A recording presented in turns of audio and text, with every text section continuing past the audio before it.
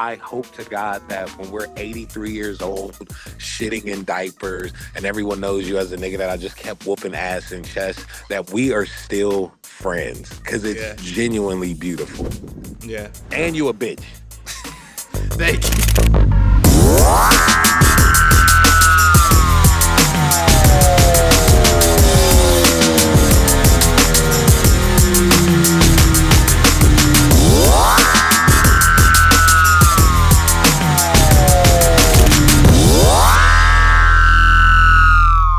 How y'all two doing today, though? Very good. Very good, very good. How When you was the doing, last Kyle? time y'all two were together? Like 4 days ago? Yeah, I saw this nigga 4 days ago. Also, I'm doing terrible. I haven't slept. This tour is whooping my ass. We in Norway right now. I've been surrounded by white people for the last 3 weeks. I'm losing it, nigga. What do y'all normally do when you guys are hanging out together? No lie, me and, when me and Daniel kick it, it's really just us sharing one thought for 2 hours. It's true. Legit, one friend, like, yo, I had a thought. And it's never a complete thought. It's always like a 40% thought that we're still working out. And then we sit and like trade back and forth perspectives and this and that. And by the time we leave, we have the full thought. And that's one thing I really like about Daniel. It feels like in the outer layer would not say that. Like most folks would not think this, but me and him do share a specific frequency. And I think that's why we click and it works so well. And I fucking love this dude. He a bitch though. I want to say to that, like, I think we like to figure things out. And we're also both at, like, not obviously, you know what I mean? He's been doing this for such a long time. And there's like this kind of, putting me onto shit and showing me things that he's been through and like showing me the way. I feel like both of our brains are like almost fully developed. And so we're looking to the future together. And like, we both like to discuss like how we want our lives to look when we're old, And I think at least me now more than ever, like I'm trying to think into the future more. And I feel like you're on the same shit. I've always had goals and I'm like, I know I'll get there. But now I'm just at a place where I'm like really thinking about life outside of what life is to me. Meaning, I've been making music since before I had pubic hair. Like I got famous at like 18, 19 years old. So my version of the real world is so completely different from most. So now I think I'm just at a place where I'm really thinking about, I don't know, kids and my back and if I'm going to be doing this for a long time or where I want to live outside of home and why I stayed in LA for so long. And my mom, and I don't know, most folks my age or even younger probably hear this to be like, bro, we always like, you not saying nothing special. We think of that. But like, I've lived such a different type of life that these thoughts with this type of gravity is so new and foreign to me. And I think me and Daniel are kind of in a similar place with that, especially like kind of being rich at a young age. It really like, what would be the word, Daniel? I wouldn't say blind you, but you it's walls that get built up around you and now Coping mechanisms. And we yeah, each have our own and we're the same frequency, but our ways of coping through the shit are vastly different, but we can still see, you know what I mean? The actual structure behind it all. I can only speak for myself, but literally like we haven't been like locked in like that for that. It's been, you know what I mean? It hasn't been that long, but I've seen you change so drastically. You know what I mean? And it's been years, but it hasn't been like a decade or something like that, yeah, But no, I've you watched you too. change. You too. Like I've definitely changed. I'm changing now. I'm in a transitional phase in my life I can feel it. as I speak. And it is cool that when me and Daniel do catch up, it's like we talk about that and share those things and then like we report back. Legit, I'll be on FaceTime with this nigga for like 3 hours. Yeah, it's crazy. It's very like it's nice. Does anyone else want pet ducks? Like my house in LA, nigga, some ducks was all in my pool in my backyard. And I was like, yo, I want this here all the time. So now at this other crib I got, I think I'm gonna try to build a little like pond thing and hope the ducks come. But I don't want the geese to come. So now I gotta fucking geese proof it. But then I want the deer to come. So that means I gotta. I'm sorry. You can't keep out geese and keep ducks. Yeah, is there like geese poison, like specifically? You just I'm gotta I'm bird get- racist. I gotta bird I gotta racism figure out how to slaps. keep these geese niggas out of my pond. Now, Tyler, how does the Daniel in front of you today compare to the man that you first met? This man is so much more like comfortable. And I think he knows he's so fucking ill now. Like, I think he kind of knew it, but it's like, oh, I'm talented. Like, I like music. But now I think he's like walking around like, yes, my dick is 15 inches, bro.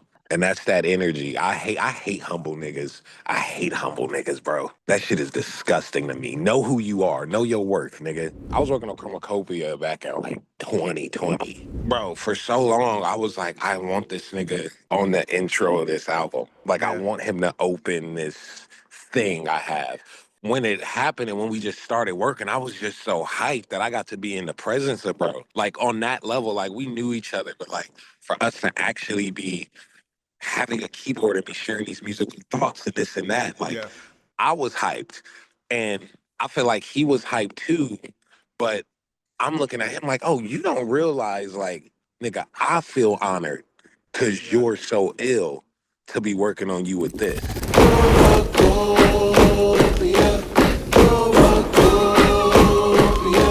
And I think now he knows his worth and why people would want to even call him in the first place. Nigga, did you get a hairdo?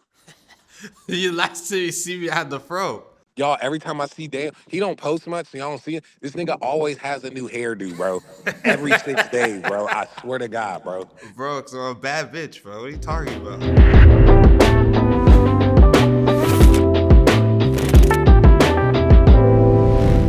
You think Yeah. there was a moment there, a click for you, Daniel, that you were him? I will say, like, working on the record together, I'm in there like every day with him and work on this record. And I was saying to him, like, yo, it was so sick to be in service of someone else's vision. And I'm watching him and we're connecting, and we feel the same way about so many things. It was cool working with him and realizing how much value I could bring to other people, and then realizing I've been bringing that same value to my own work. Now, Tyler, what was it about Daniel's voice specifically that made you really want to put him all over the album like this? He has this tone to his voice that has a warmth to it. It's a warmth that goes well with things that feel very, I'm gonna use the word metallic. Most warm verse voices work well with warm sounding music, obviously, and in some, when you put it with something metallic, it clashes.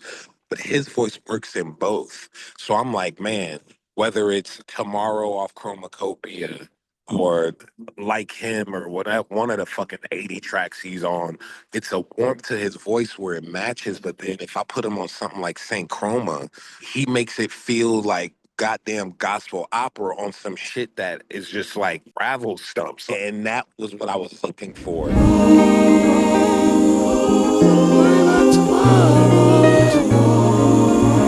The kids be singing that shit at these Bro, shows, bro. These motherfucking white boys and white girls and these goddamn places, motherfuckers. Keep the phone on that. And they accent, bro, you went crazy, brother. I saw it at the festival Flognaw, but just saw the first, like, on tour was in Paris, and we went, and I had like serious goosebumps, bro. The way they were singing it so loud, they were losing their minds. I will say, man, Daniel, I am like a maximalist, and Yeah. Daniel had to put a mirror in front of me and let me know when to stop and like just shut the fuck up. Like, hey, how about this, Tyler? How about you don't need that extra little drum right there? And I'm like, really? Damn. And he's like, hey, you don't need it.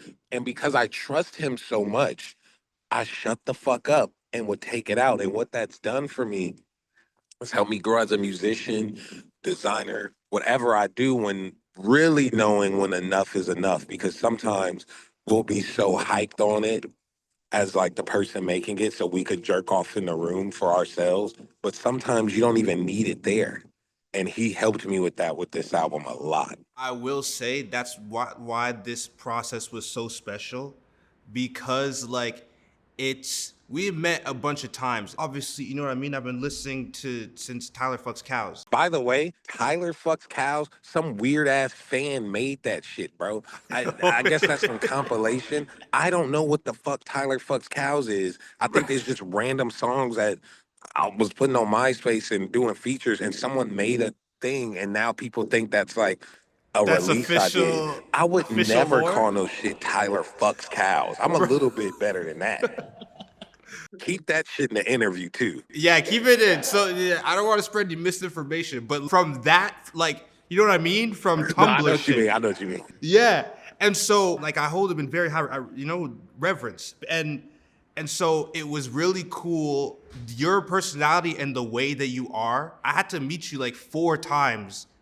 And then, like, you just, like, I became more comfortable to the point where I was like, I thought something and I was like, no, this is safe. I'll say it. Cause it's just, you know what I mean? I'm Canadian. You know what I mean? It's kind of like, and he would roast me for all the time, but like his personality made me accept myself for who I am more and be willing to just say, like, to speak my mind.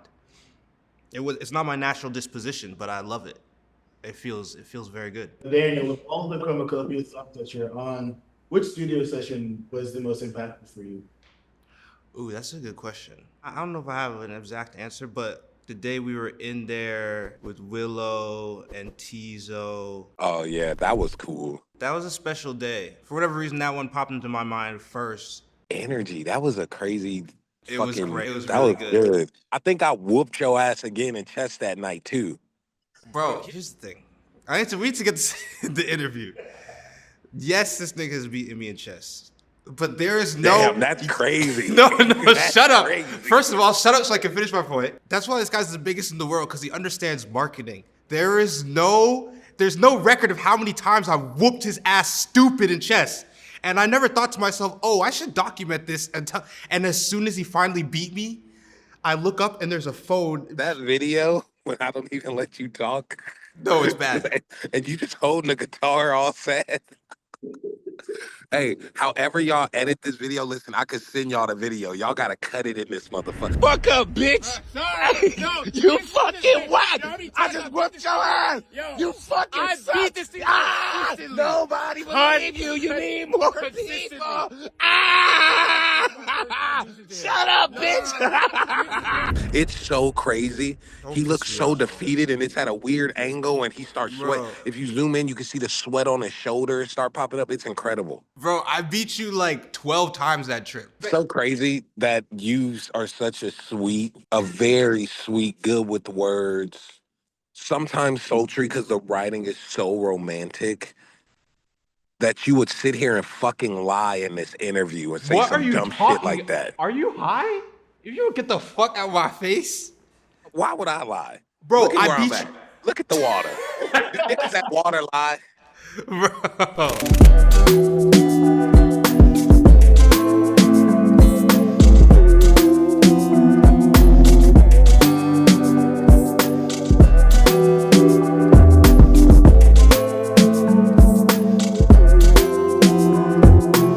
Dude, so many people flaked on me when I was working on Chromacopia, and Daniel was there right by my side, really giving me support that I really needed to the last second. After the last second. Like after the last second. And then whatever, album comes out, I'm traveling, I'm this and that, I'm shooting this movie, doing da da da da da. And then Flognaw comes up and I do my sound check and he shows up and pops up. And I got so emotional when I saw him because I was like, oh my God, like this guy was an actual angel in the midst of all the chaos of me trying to finish this thing or whatever, and was right there as a shoulder for me to lean on. And I was so grateful, not only for all of that, but this nigga just popped up at the sound check, just like, hey, what's up? And I was like, damn, this nigga, I hope to God that when we're 83 years old, shitting in diapers, and everyone knows you as a nigga that I just kept whooping ass in chess, that we are still friends. Cause it's genuinely beautiful. And you a bitch. Thank you. He did that. You know what? It means a lot, bro, because it was such a special experience for me. This is one of those things that I'd always wanted to do, you know what I mean? And getting to do it at like the highest level with you, it was being in service. I keep saying this, but like being in service of someone else's vision was just, it was the best feeling. And I'm like, oh, I have to do the best job I possibly can with this. And you brought that out of me. So I appreciate that. Remember the last album came out and I saw you 2 days later and at that hotel, whatever, da, da, da, da. And I was like looking at you and I'm like, that Van Gogh record was so crazy to me. The rhymes that I dictate in time, you'll all grow to love me. And I remember looking like, bro, do you know that you're actually crazy?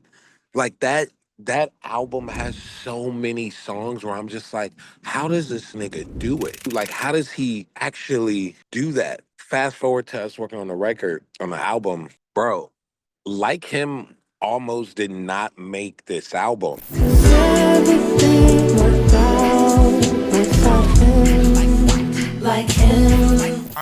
But Daniel looked at me like, are you stupid? You better put this shit on this goddamn album.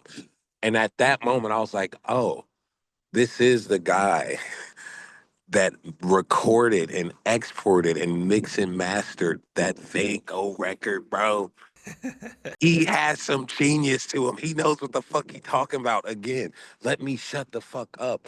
It's crazy that you say that you were a service to me or for Chromacopia, but like, no, it almost feels like I was in service to you and took a step back within my own realm.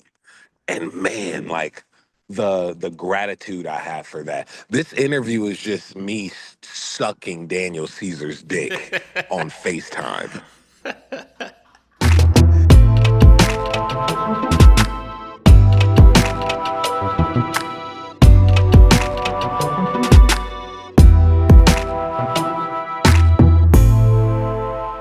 Daniel, what are you taking from the Chromacopia experience for your next record? There's just this confidence and this self-assuredness, and it's like a self-respect and a self-love that you carry through everything. And I realized like, oh, it starts in the little things, like, oh, that person doesn't make me feel good when they're around, so why would I have them around? You know what I mean? Little decisions like that. He thinks through everything. He's not on no autopilot shit. And so when the record comes out, you fight for everything. You fight to have your vision stay the way it should be. Like every single thing has to be thought through, and I have to love everything so that I can fight for it properly once it's out. You know what I mean? And you always champion like, it's your record, you worked hard on it, why are you not gonna promote it all the time? I feel like a lot of artists have had experiences where they didn't fight hard enough. You can fight, but if you don't fight hard enough and the idea loses its way, then when it's in the world, you don't have the energy to fight, like to promote it, because it's not what you imagined.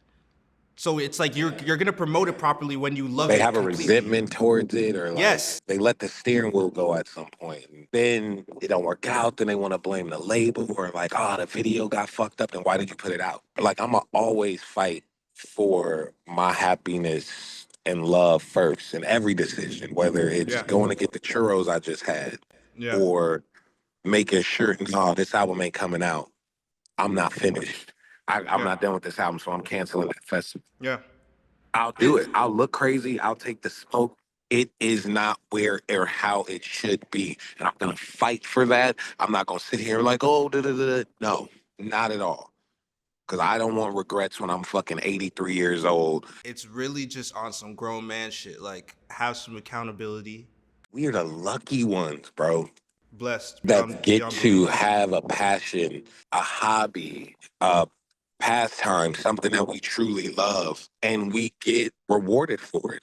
Yeah. In many different ways. So how dare we put that the care and the fact that we could really make choices on the back burner? I love that I could pass that on to you and have you working on your new shit and like you feel that. I can't fall with you, but I'll fall with you.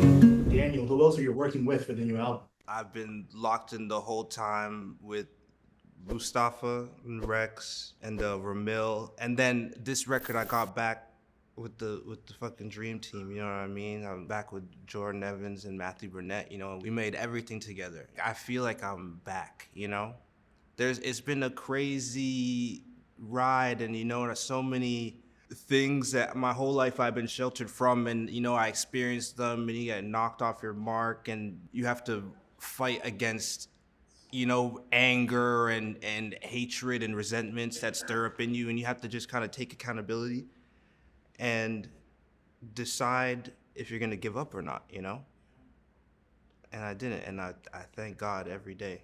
I'm blessed beyond belief, and I wouldn't change He anything. got a different walk in his step too, y'all. I've seen it over the Yeah, last 365 days. I This do. man got a different walk going. So everything he's saying, I could feel it. Like if you know him, you could see that he got a different swag. It's beautiful. It's hard. I love it. I love seeing my boys grow in their own ways, in Yeah. positive ways. That shit hard, bro. Do hits matter to you guys? What's a hit?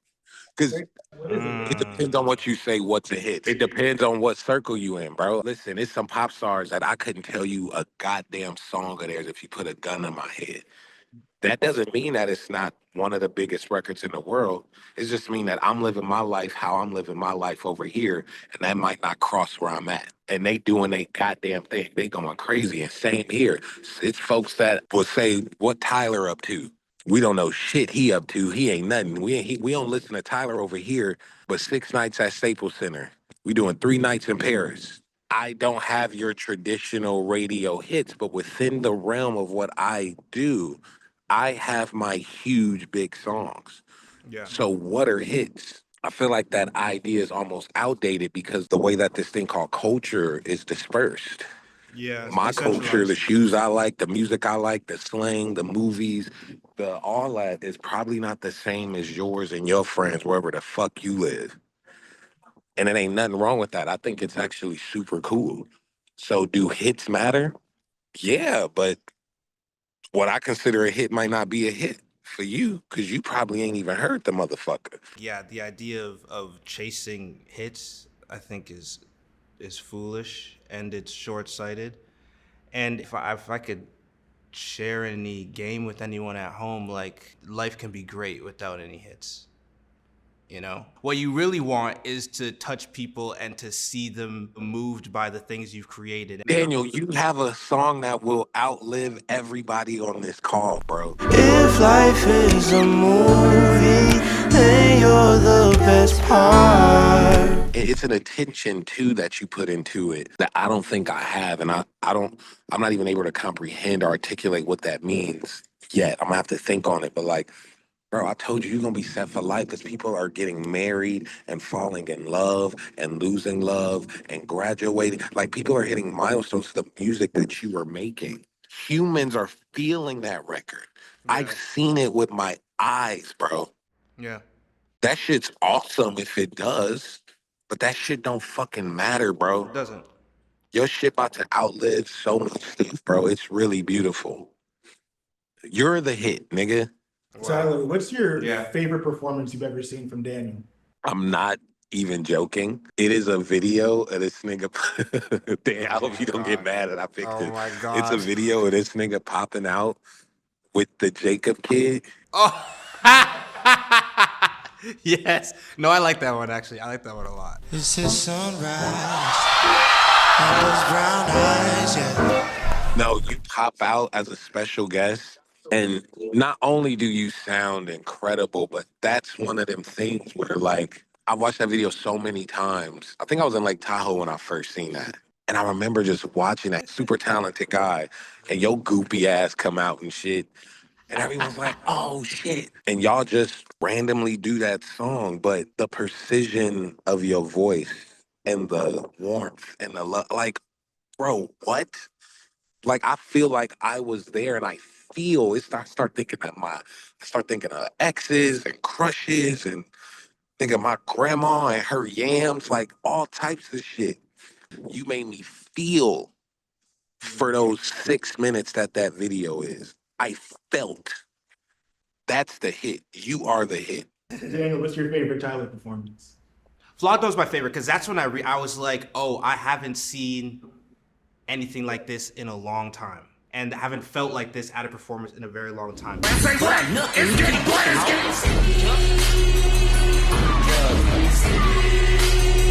You just really lay it all on the stage. Every time I see him on stage, I get jealous that I don't rap. And I wish I was a rapper. I wish I didn't sing and I rapped, you know? It's crazy. That's sweet. Yeah, you told me that the other day. Yeah. Which was interesting. I'm like, nigga, I wish I could really sing, bro. I'll be on that motherfucker doing 10-minute versions of 2-minute songs going crazy. Yeah. I think it's sick. I think that's like, you know, you're at the top of your game and you're inspiring other people when, yeah, like we both are exceptional at what we do and we both wish we could do what the other person did. You know what I mean? The thing is, I will never sound how I want to sound. I could sing and figure some shit out, but how I want to sound, bro, it's not gonna happen. So let me go and do my bullshit. Thanks, Daniel. Cool. Some advice here and there. Let me be nasty. That's it. But Daniel, I got you, bro, on how to say bars. Wait, you know what else? When I started coming around working on Chromakopia, and it was cool to see Tyler. He'd like whenever you're just chilling or there's silence, he'll just burst out into like some sort of weird like Tourette's thing, and we'd be like when we were driving when we're driving and he's like we're in the Beamer and you're going through the canyon and you're driving insane, and I'm enjoying myself but I'm quiet and I'm just like watching what's going on, and then he'll just be like 20,000 on me, 30,000 on me, 50,000 on me, you know? And then that was like his bit for, you know what I mean? And then you're like, all right, this is just a thing he does. And then I don't remember, I heard it in the song. It wasn't soon after, it was a little while after. And I was like, oh, that's cool as fuck. Cause it's just a thing I like to say right now, you know? 20,000 on me, 100,000 on me, 50,000 on me, a couple thousand on me. I do have something where I kind of just can't help to just say shit. You remember what I told you? You have head trauma. You have childhood head trauma. Someone hit you really hard on the head when you were little. And you're a genius now. Daniel calls it head trauma. And you're a literal genius. It's crazy. All right, I'm not joking. You're losing me.